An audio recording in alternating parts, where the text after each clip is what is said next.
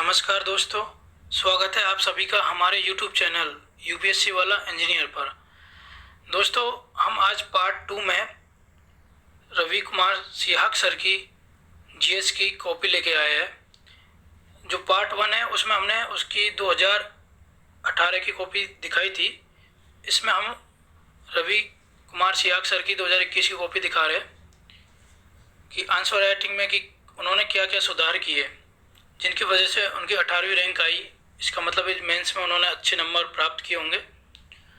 तो आप पार्ट 1 को भी ज़रूर देखिएगा ताकि आपको दोनों में एक डिफरेंस नज़र आए कि उन्होंने किस किस तरह से फॉर्मेटिंग की, क्या चेंज किया, किस तरह सुधार किया।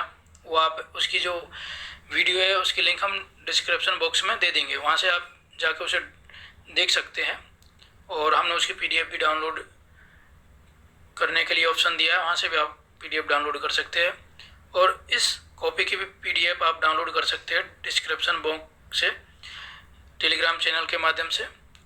तो दोस्तों, हम शुरू करते हैं कि रवि कुमार सर, ये 2021 की कॉपी है विजन आईएएस की टेस्ट सीरीज की।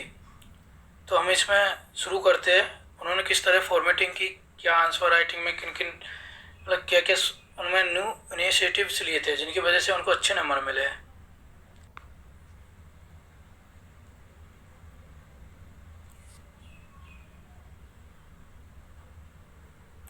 तो दोस्तों, हम पहला क्वेश्चन देखते हैं। दिल्ली राष्ट्रीय राजधानी राज्य क्षेत्र शासन जीएनसीटीडी संशोधन अधिनियम 2021 द्वारा प्रारंभ किए गए परिवर्तनों को रेखांकित करते हुए इस संशोधित अधिनियम से जुड़े विभिन्न मुद्दों का विश्लेषण कीजिए। तो सबसे पहले लिखनी होती भूमिका। तो देखते हैं हमें उन्होंने भूमिका किस तरह लिखी है। अन्य संघ राज्य क्षेत्रों के विपरीत दिल्ली का शासन मुख्यमंत्री एवं मंत्री परिषद एवं राज्यपाल उपराज्यपाल के द्वारा 1991 में संविधान संशोधन अधिनियम के तहत कुछ अपवादों संघ सूची राजसूची के तहत शासित है। इन्होंने ये भूमिका लिख दी है इस तरह से। और इसके बाद ही इन्होंने हेडिंग डाली है हालिया संशोधन परिवर्तन। तो इसको देखते, क्योंकि क्वेश्चन में जो पूछा गया कि संशोधित अधिनियम 2011, तो मतलब जो अधिनियम है वो संशोधित किया गया था। इन्होंने ये बताया कि कौन कौन से संशोधन किए गए जो अभी करंट में हुए हैं, उनको देखते हैं। फॉर्मेटिंग में ये है कि इन्होंने एक हेडिंग डाल दी हालिया संशोधन परिवर्तन, फिर उसमें से जो लाइनें निकाल के अलग अलग पॉइंट वाइज बना के पॉइंट लिखा है। हम पैरे की जगह मैंने पूरा ऑब्जर्व किया है तो मैक्सिमम क्वेश्चनों में पैराग्राफ बनाने की जगह सर ने हेडलाइन के माध्यम से, फ्लो चार्ट के माध्यम से, डायग्राम के माध्यम से आंसर को लिखा है। तो हम देखते हैं नेक्स्ट इसमें कि सरकार शब्द से तात्पर्य उपराज्यपाल होता है। यह हालिया संशोधन परिवर्तन। फिर सेकंड नंबर पे विधायिका सरकार पर नियंत्रण स्वयं या समिति के द्वारा स्थापित करने वाला कोई कानून या नियम नहीं बनाएगी, ये बता दिया। नेक्स्ट, देनांकित कार्यों हेतु नियम बनाने की शक्ति विधायिका नहीं बल्कि सरकार के पास होगी। नेक्स्ट, मंत्रिमंडल के कार्यकारी निर्णयों को उपराज्यपाल की स्वीकृति आवश्यक होगी। नेक्स्ट देखते हैं, उपराज्यपाल द्वारा कोई भी विधान राष्ट्रपति के सम्मुख रखा जा सकता है। तो एकदम पॉइंट फॉर्मिंग में इन्होंने दिया है। फिर मुद्दे भी बता दिए कि मुद्दे कौन कौन से मुद्दे हैं जो हाईलाइट है, वो भी हेडलाइन डालिए मुद्दे, फिर पॉइंट बना दिए सब में 1 2 3 इस तरह करके। कि फर्स्ट मुद्दा है उपराज्यपाल को व्यापक शक्तियाँ प्रदान करना। सेकंड मुद्दा है जनता के शासन लोकतंत्र की मूल भावना की उपेक्षा। थर्ड है उपराज्यपाल हेतु समय सीमा में स्वीकृति देने हेतु कोई सीमा निर्धारित नहीं। फिर नेक्स्ट मुद्दा है कार्यपालिका पर विधायी नियंत्रण समाप्त। फिर इन्होंने अंडरलाइन भी किया है, ध्यान देने वाली वजह समय सीमा हो गया, समय निर्धारित नहीं है, नियंत्रण समाप्त है, इस तरह से अंडरलाइन भी किए। फिर हेडिंग और उसको एक बॉक्स में बंद कर दिया गया है। नेक्स्ट हेडिंग डाली उन्होंने सर्वोच्च न्यायालय के आदेश के विपरीत। फिर इसमें सब हेडिंग बना दी उपराज्यपाल को मंत्रिपरिषद की सहायता एवं सलाह पर कार्य करना चाहिए। सर्वोच्च न्यायालय का एक गाइडलाइन निकाली सर्वोच्च न्यायालय, उनकी लिख दी उन्होंने। एनी मैटर का अर्थ क्या होगा, एनी मैटर का अर्थ होगा एवरी मैटर, नहीं, एनी मैटर का अर्थ एवरी मैटर नहीं है। उपराज्यपाल द्वारा राष्ट्रपति के पास विधेयक ले जाना, इसमें सुप्रीम कोर्ट ने भी कहा था कि उपराज्यपाल एवरी मैटर को ही राष्ट्रपति के पास ले जाए, ये ठीक बात नहीं है। मतलब उपराज्यपाल के विरोध में बात कही थी सुप्रीम कोर्ट ने। आगे की राय, ये इम्पोर्टेंट है कि लगभग ज़्यादातर क्वेश्चनों में मैंने हेडलाइन डाली है, बॉक्स में बंद करके आगे की राय है, तो हर क्वेश्चन में लगभग हम दे सकते हैं जिनकी जरूरत पड़े जिन क्वेश्चनों में, तो बड़ा अच्छा है। सुझाव हो सकता है कि हमारे क्या सुझाव हो सकता है आगे, ये सरकार की है या सर्वोच्च न्यायालय की है या कोई योजना, कोई कमेटी का के माध्यम से हम ये अपने आप को प्रमाणिक तौर पे बता सकते हैं कि आगे की राय क्या हो सकती है। तो देखते हैं सर ने किस तरह बताया। आगे की राय, यद्यपि संघ सरकार का कहना है कि उन्होंने सर्वोच्च न्यायालय के निर्णय का पालन किया है, किंतु व्यापक परामर्श किया जाना जरूरी है। दिल्ली सरकार व जनता की भावनाओं की उपेक्षा नहीं होनी चाहिए। अब अंत में निष्कर्ष के तौर पर लिख दिया है, अतः विधायी जवाबदेहिता व कार्यकारी स्वतंत्रता के मध्य उचित संतुलन लाया जाना चाहिए। एक तरह से सुझावात्मक निष्कर्ष दिया लास्ट में, जो अच्छा भी है। नेक्स्ट क्वेश्चन देखते हैं इनका। नेक्स्ट क्वेश्चन है, पश्चिमी विक्षोभ की परिघटनाओं को समझाते हुए भारतीय मौसम प्रणाली पर इसके प्रभाव की विवेचना कीजिए। पश्चिमी विक्षोभ ज्योग्राफी का क्वेश्चन है, देखते हैं। भूमिका किस तरह शुरू की है, भूमिका में लिखा है कि पश्चिम विक्षोभ से क्वेश्चन है, तो पश्चिमी विक्षोभ उष्ण उपोष्ण कटिबंधीय चक्रवात होते हैं। ये बता दिया कि पश्चिमी विक्षोभ क्या होते हैं, अंडरलाइन भी किया इन्होंने इसको कि उष्ण उपोष्ण कटिबंधीय चक्रवात को, जो पूरी भूमध्य सागर पर शीत ऋतु में पैदा होते हैं, इनका भारतीय जलवायु पर भी प्रभाव पड़ता है, बड़े मतलब शॉर्ट फॉर्म में। और उसका पूरा क्या होता है पश्चिमी विक्षोभ, उसके बारे में बता दिया गया है। और सबसे जो इम्पोर्टेंट लाइन बात है ध्यान देने वाली है, इन्होंने पूरा डायग्राम बनाया है। इधर से जो वर्ल्ड का बनाया है जहाँ से पश्चिमी विक्षोभ की उत्पत्ति होती है, इंडिया का बना दिया है पूरा मैप, तो पूरा बताया कि चक्रवात कैसे बनता है, ठंडी जलधारा गर्म जलधारा आपस में मिलेगी तो वातावरण जन बनेगा अफ्रीका महाद्वीप के ऊपर, और फिर ये यहाँ से आएगा काला सागर से होते हुए आएगा, यहाँ से आर्द्रता ग्रहण करेगा। पश्चिमी जेट प्रभाव के कारण ये पश्चिम से पूर्व की ओर प्रभावित होगा, कैस्पियन सागर से काला सागर से आर्द्रता ग्रहण करके भारत में आएगा, उत्तरी भारत में आएगा, तो यहाँ पे ये बारिश करेगा। पश्चिम विक्षोभ इसका भारत पर आगमन दिखाया है, बड़े अच्छे तरीके से दिखाई। यही है मतलब कि हमको भी यही करना है कि हमको नॉलेज तो है, मगर उस नॉलेज को आप प्रस्तुत रिप्रेजेंट किस तरह कर रहे हो, ये ज़्यादा इंपॉर्टेंट है। तो बड़े अच्छे तरीके से किया है। आशा करता हूँ कि आंसर राइटिंग में हम भी इसको अपनी सम्मिलित करेंगे। नेक्स्ट देखते हैं। इस प्रकार पश्चिमी जेट प्रभाव के द्वारा ये भारत आते हैं, वे रास्ते में कैस्पियन सागर काला सागर आदि से और अधिक आर्द्रता प्राप्त कर लेते हैं। अब क्वेश्चन में भी सीधा पूछा गया था कि इसका प्रभाव, कि भारतीय मौसम पर इसके प्रभाव की विवेचना कीजिए। पहला था पश्चिमी मौसम की परिघटना समझाइए, तो बड़े अच्छे डायग्राम से और डेफिनेशन दे दिया कि पश्चिमी विक्षोभ होता क्या है। अब इसका क्वेश्चन की डिमांड है कि भारत के मौसम पर क्या प्रभाव पड़ता है, तो इधर उधर की बातें ना करते हुए सर ने एकदम भारत पर प्रभाव वो भी पॉइंट वाइज दिखाया है। तो पहला पॉइंट है कि शीतकालीन वर्षा, जाड़ों की वर्षा में प्रमुख योगदान रहता है। पहला राजस्थान में मावट चने की फसल के लिए अच्छे है, राजस्थान में जो शीतकालीन वर्षा होती है उसको मावट कहते हैं। फिर अन्य क्षेत्र में गेहूं सरसों को लाभ मिलता है इससे। दिल्ली प्रदूषण में का कम हो जाना है, तो मतलब दिल्ली में जो पॉल्यूशन होता है उससे वो कम हो जाता है, बारिश होती है उसकी वजह से, तो ये भी दिखाया है।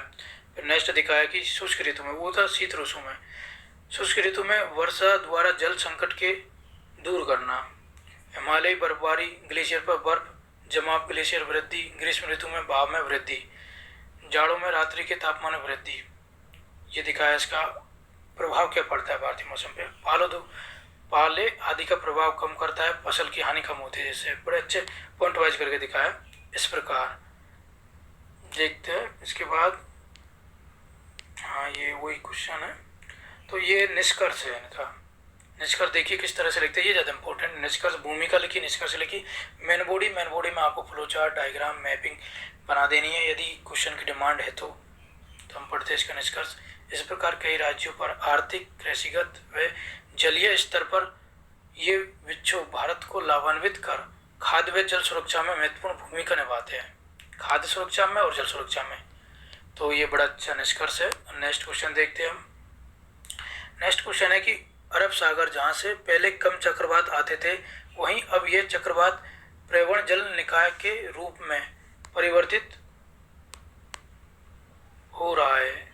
इस प्रवृत्ति के लिए उत्तरदायी कारणों का विश्लेषण कीजिए। अब क्वेश्चन पूछा, अरब सागर जहाँ पहले कम चक्रवात आते थे, वहीं अब ये चक्रवात प्रवण जल निकाय के रूप में परिवर्तित हो गया। तो चक्रवात है उनमें चेंजेज आ रहे हैं, तो चेंजेज क्यों आ रहे हैं वो बताना है। फिर बताना है कि उत्तरदायी कारण क्या है इनके, तो दो बताने। सबसे पहले दिखा दिया अरब सागर इंडिया का मैप कि ये अरब सागर हो गया, बंगाल खाड़ी हो गई, ये नदियाँ दिखा दी, ये पश्चिमी घाट दिखा दिया, पूर्वी घाट हो गया है, बड़ा अच्छा मैपिंग से ही। फिर उन्होंने शुरुआत की है, देखिए भूमिका लिखने से पहले ही मैपिंग बना दी, उसके बाद में लिखना स्टार्ट किया है। तो पढ़ते हम इसकी भूमिका को। बंगाल की खाड़ी को पहले चक्रवातों की बहुलता का क्षेत्र माना जाता था। नदियों के जल का स्थिरीकरण, उष्णकटिबंधीय कमजोर अवदाबों की उपस्थिति, पूर्वी जेट आदि के कारण, किंतु हालिया वर्षों में कई चक्रवात जैसे अम्फान, नाम भी दिया चक्रवातों का, अम्फान, बास आदि का आना अरब सागर में इनकी बारंबारता में वृद्धि का संकेत है। तो ये प्रमाणिकता दे दी कि चेंजेस आ रहे और क्यों आ रहे हैं, तो वो अभी डिफाइन नहीं किया, लेकिन चेंजेस आ रहे हैं, क्वेश्चन में भी कहा गया है, तो उसको प्रमाणिकता दे दी गई है। नेक्स्ट देखते हैं, अंडरलाइन भी किया है अच्छे से, जो इम्पोर्टेंट लाइन है उनको। नेक्स्ट चलते हैं, हालिया यह तो हो ही गया। हालांकि पुख्ता प्रमाणों के तौर पर अभी सुस्थापित नहीं हो पाया है, किंतु इसके निम्न कारणों का हवाला वैज्ञानिक देते हैं। इन्होंने अपनी तरफ से नहीं कहा कि अच्छा ये है कारण है, ये प्रमुख है, ये भी संदेश जताया है कि ये पुख्ता प्रमाण नहीं है हमारे पास भी, फिर भी वैज्ञानिकों ने कुछ हवाला दिया है, उनको वैज्ञानिकों को अपनी बात वैज्ञानिकों के माध्यम से कहलवाने की कोशिश की है, ताकि एग्जामिनर को ये ना लगे कि अपनी तरफ से कुछ कह रहा है बंदा। तो पहला पॉइंट डाला जलवायु परिवर्तन, इसके कारण अरब सागर का तापमान SST में वृद्धि, जो कि चक्रवात निर्माण की प्रमुख दशा है। दूसरा पॉइंट है स्थलीय भाग की प्रमुखता, जल की अपेक्षा तीव्रता में गर्म होना, तापमान में वृद्धि, एक प्रभाव बता दिए। सकारात्मक की बात करें तो इंडियन ओशन डायपोल की स्थिति, पश्चिम हिंद महासागर तापमान में वृद्धि होगी, पूर्वी हिंद महासागर के तापमान में कमी होगी। फिर अन्य कारक बताए, अन्य कारकों में एल नीनो, पूर्वीय मोदुकी, मेडन, जूलियन, ओसलियन आदि उपर्युक्त। तो अब देखते हैं हम, ये निष्कर्ष है।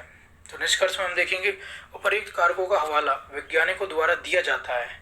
बड़ी अच्छी लाइन कही कि वैज्ञानिकों द्वारा ये जो कारक है इनका हवाला दिया जाता है।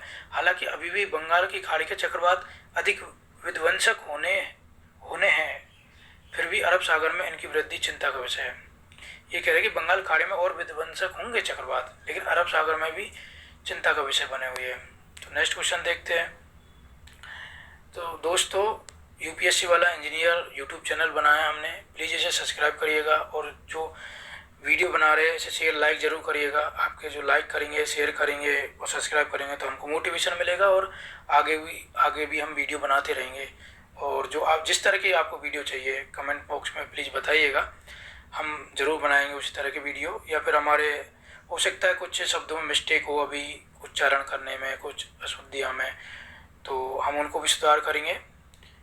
प्लीज़ सब्सक्राइब करिएगा चैनल को। नेक्स्ट क्वेश्चन देखते हैं हम। एक स्थिर भूभाग और कमजोर भूकंपीयता का क्षेत्र होने के बावजूद प्रायद्वीपीय भारत अनेक भूकंपों का साक्षी रहा है, उदाहरणों के साथ चर्चा कीजिए। तो यहाँ भी देखिए इन्होंने एकदम भूमिका एकदम हाफ पेज में दी है, हाफ कर दिया पूरे पेज को।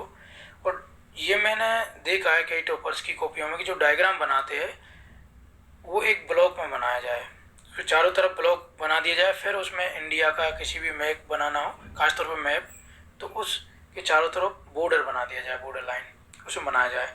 तो इन्होंने पूरा दिखाया, सतपुड़ा पर्वत दिखा दिया, भीमा ब्रेंच दिखा दिया, कोयना दिखा दिया, पश्चिमी घाट, प्रायद्वीपीय।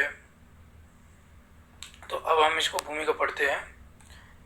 भारतीय भौगोलिक क्षेत्र में सतपुड़ा पर्वत से नीचे का पठार से लेकर उत्तर पूर्व में मेघालय पहाड़ियों में, पश्चिम में थार के मरुस्थल का भारतीय प्रायद्वीप भूभाग का विस्तार है। स्थिरता बताइए बॉक्स में बंद करके। यह एक क्रेटन क्षेत्र है जिसे अपेक्षाकृत भूभाग स्थिर भूभाग माना जाता है। भूकंपों का साक्षी, तो पहला पॉइंट डाला है ब्रेंसों का सक्रिय होना। पुराने ब्रेंसों तथा भीमा ब्रेंस महाराष्ट्र के सक्रिय होने के कारण यहाँ भूकंप आते रहते हैं। दूसरा कारण जलाशय जनित भूकंप।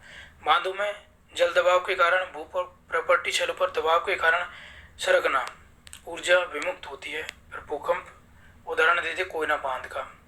ये कोयना बांध वहाँ भी दिखाया है मैपिंग में भी, देखिए उदाहरण दिया, वो पहले से दिखा देता कोयना बांध। और भूस्खलन, सेकंड पॉइंट डाला है भूस्खलन वाला, सॉरी थर्ड पॉइंट। पश्चिमी घाट के तीव्र भृगु व कगार, भूस्खलन, चट्टानों के गिरने में कंपन, कम भूकंप, केरल, कर्नाटक आदि। देखिए बड़े शॉर्ट फॉर्म में पॉइंट पॉइंट बना के लिखा है इन्होंने। नेक्स्ट देखते हैं हम उत्तर पूर्व क्षेत्र में प्लेट विवर्तन की घटनाओं की हल्की आवृत्ति का प्रभाव भी मेघालय असम में महसूस किया जा सकता है। फिफ्थ पॉइंट देखते हैं इसका, खनन जनित भूकंप। अधिक खनन के परिणाम स्वरूप भी भूकंप आते हैं जो भविष्य में इस क्षेत्र में देखने को मिल सकते हैं। इस प्रकार ये इनका निष्कर्ष हो गया।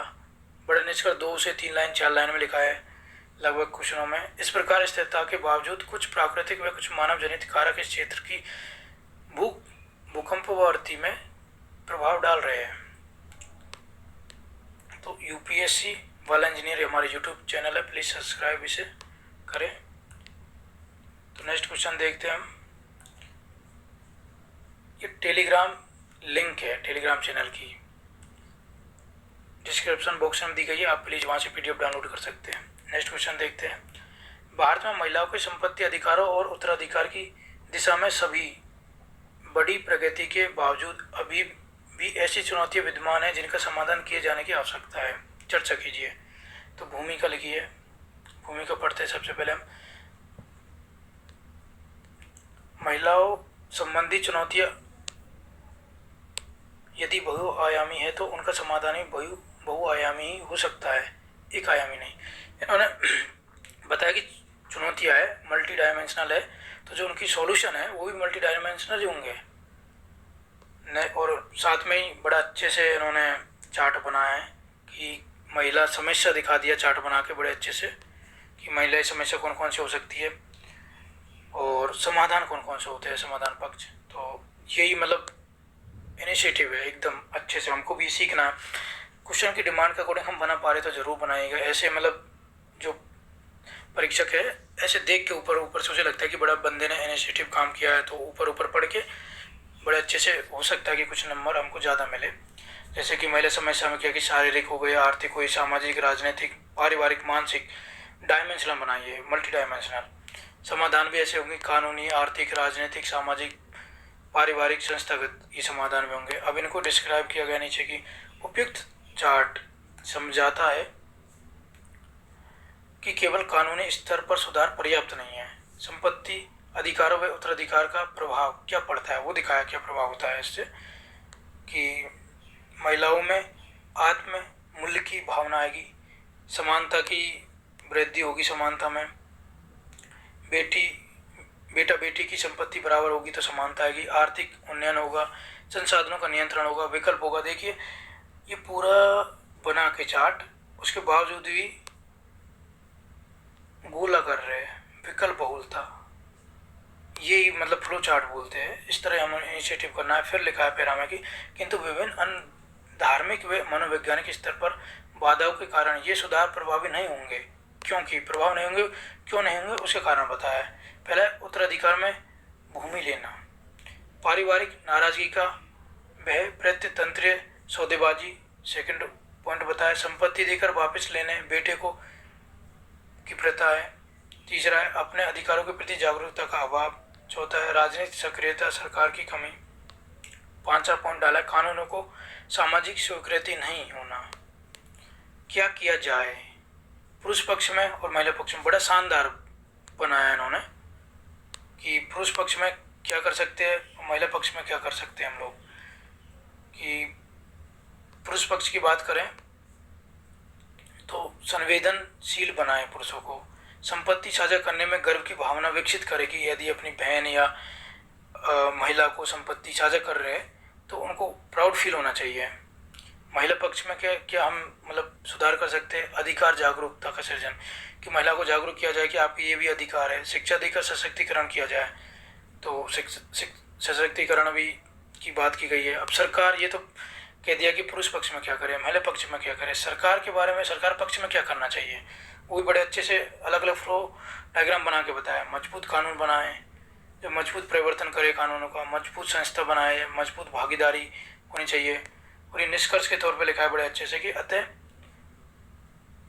आंद्रे बेतिले के कथानुसार, ये देखिए प्रमाणिकता आती है। ऐसे कथन या किसी आपके राइटर है, किसी ने बड़ी अच्छी बात कही है, उसका नाम लिख दोगे खासतौर पे या तो भूमिका में निष्कर्ष में, तो प्रमाणिकता आती है उससे। तो आंद्रे बेतिले के कथानुसार कानून ये बताता है कि समाज को किस ओर जाना चाहिए, किंतु समाज ये बताता है कि समाज किस ओर जाएगा। बड़ी अच्छी लाइन कही है। इस प्रकार बहुआयामी सामाजिक राजनीतिक सुधार समय की मांग है। अब देखिए नंबर ज़्यादा मिलने के यही कारण है, इतने ज़्यादा इनिशिएटिव है एक ही क्वेश्चन में। नेक्स्ट क्वेश्चन देखते हैं हम। क्वेश्चन पढ़ते हैं। भारत में ये देखा गया कि जहाँ दक्षिणी राज्यों में जनसंख्या स्थिर हो गई है, वहीं उत्तरी राज्यों के मामले में यह अभी भी एक स्वप्न बना हुआ है। इस प्रवृत्ति के लिए उत्तरदायी कारणों की विवेचना की है।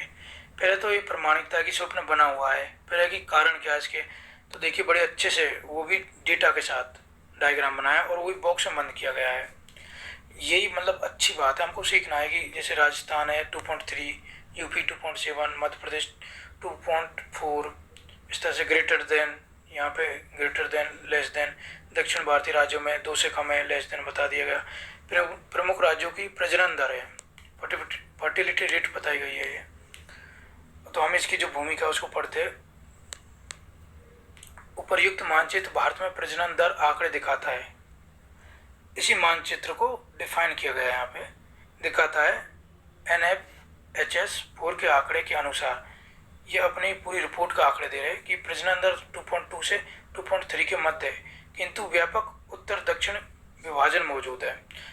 तो अब देखते हैं उत्तरदायी कारक क्या, कि मतलब जो दक्षिणी भारत में प्रजनन दर है वो अलग है, वो 2.2 से भी कम है, उत्तर भारत में ज़्यादा है। उसके कारण है विभाजन को क्या है उत्तरदायी कारक। पहले आर्थिक कारक, कि दक्षिणी राज्यों का आर्थिक विकास का स्तर अधिक है, अतः जनांकीय संक्रमण के सिद्धांतानुसार यहाँ जनसंख्या कम है। उदाहरण तमिलनाडु, कर्नाटक, बेंगलोर आदि, इन जनसंख्या वो कम है। और बड़ा अच्छे से ग्राफ दिखाया बॉक्स में बना के कि निम्न दर, उच्च दर, मृत्यु दर है दिखाया डायग्राम, जन्म दर का डायग्राम दिखाया, बड़े अच्छे से दिखाया। ये इनिशिएटिव है, बहुत ज़्यादा इनिशिएटिव है। दूसरा कारक बताया कि दक्षिण भारत में जो फर्टिलिटी रेट है वो कम है और उत्तर भारत में ज़्यादा है। दूसरे कारण राजनीतिक कारक, दक्षिणी राज्यों का द्वारा प्रारंभ से जनसंख्या नियंत्रण नीतियों का लागू किया जाना। दक्षिण भारत में जो प्रारंभ से ही जनसंख्या नियंत्रण से संबंधित नीतियाँ थी उनको लागू किया गया।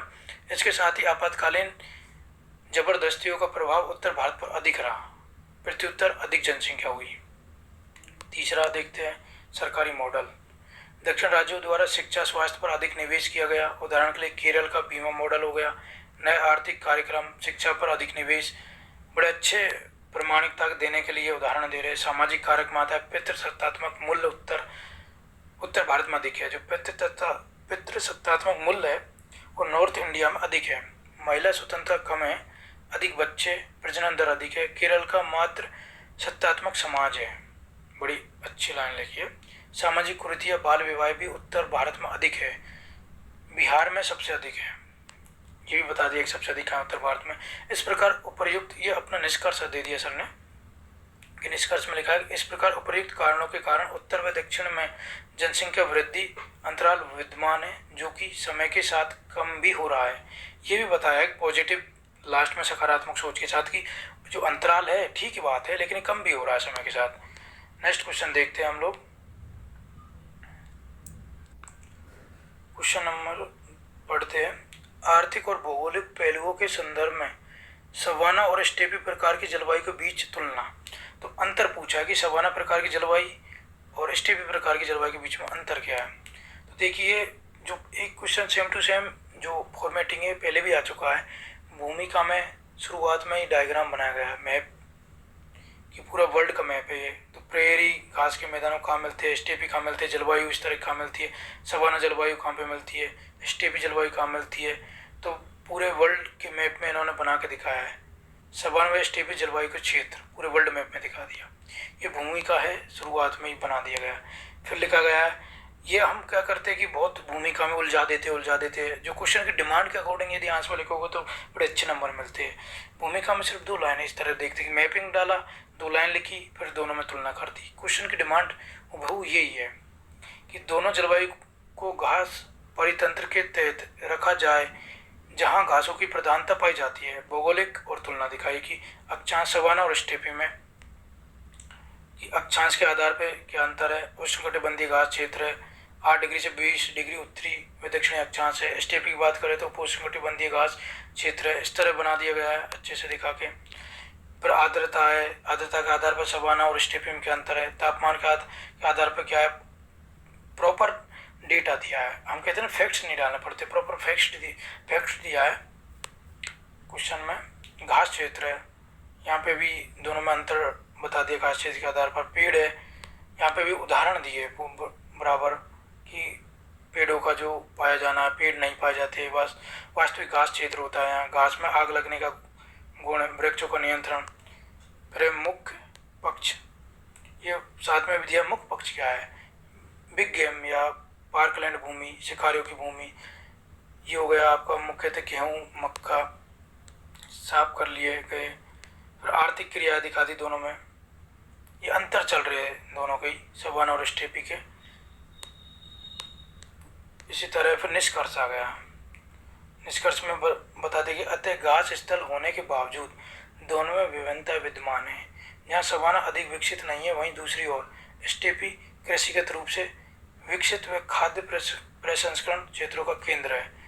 तो दोनों में अलग से एक बड़े अच्छे से ओवरऑल जो कह रहे थे सारांश निष्कर्ष लास्ट में दिया गया है। दोस्तों, यूपीएससी वाला इंजीनियर यूट्यूब चैनल है, प्लीज़ इसे सब्सक्राइब करिए ताकि हम और वीडियो बनाएं। शेयर लाइक कमेंट जरूर करिए। इसके बाद हम जो सेकंड वीडियो बनाएंगे उसमें भी इनके कुछ क्वेश्चंस लाएंगे। हम एक सीरीज चला रहे हैं, इसका सीरीज का पार्ट 1 पहले लिया है हम, ये पार्ट 2 है, पार्ट 3 इस तरह से आगे निरंतर हम पार्ट लाते जाएंगे कि इनकी फॉर्मेटिंग आंसर राइटिंग की बहुत डिफरेंट है, बहुत यूनिक है और हमको सीखना बहुत कुछ मिलेगा इसमें। तो आज की वीडियो में इतना ही दोस्तों। मैं आशा करता हूँ कि आपको ये वीडियो अच्छी लगी होगी और निरंतर हम बनाते रहेंगे। तो